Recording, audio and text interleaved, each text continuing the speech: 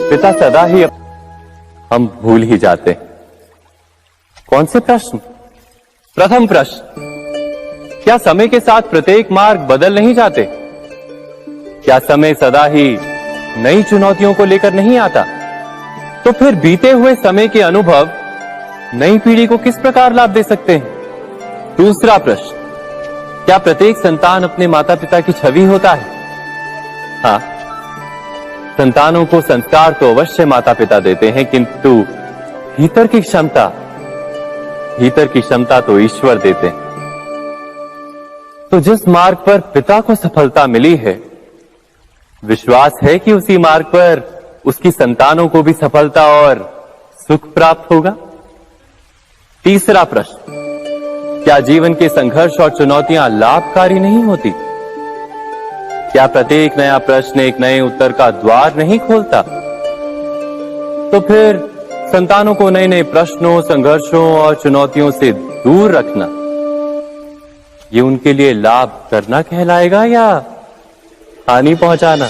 अर्थात जिस प्रकार संतान के भविष्य का निर्माण करने के बदले उसके चरित्र का निर्माण करना श्रेष्ठ है, वैसे ही कीजिए। सबके जीवन में ऐसा प्रसंग अवश्य आता है कि सत्य कहने का निश्चय होता है हृदय में, किंतु मुख से सत्य निकल नहीं पाता। नहीं, ये तो केवल तथ्य है। अर्थात जैसा हुआ था वैसा केवल बोल देना सामान्य सी बात है, किंतु कभी कभी उस तथ्य को बोलते हुए भी भय लगता है। कदाचित किसी दूसरे की भावनाओं का विचार आता है मन, दूसरे को दुख होगा, ये भय भी शब्दों को रोकता है। तो ये सत्य क्या है? क्या हमने कभी विचार किया है? जब भय रहते हुए भी कोई तथ्य बोलता है तो वो सत्य कहलाता है।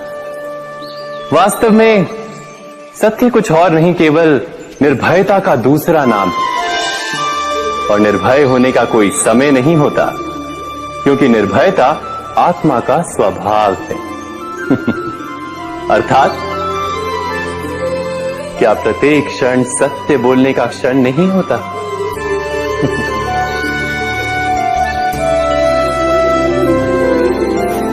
स्वयं विचार कीजिए, जीवन का हर क्षण निर्णय भविष्य में सुख अथवा दुख निर्मित करते हैं, ना केवल अपने लिए, अपने परिवार के लिए भी, आने वाली पीढ़ियों के लिए भी।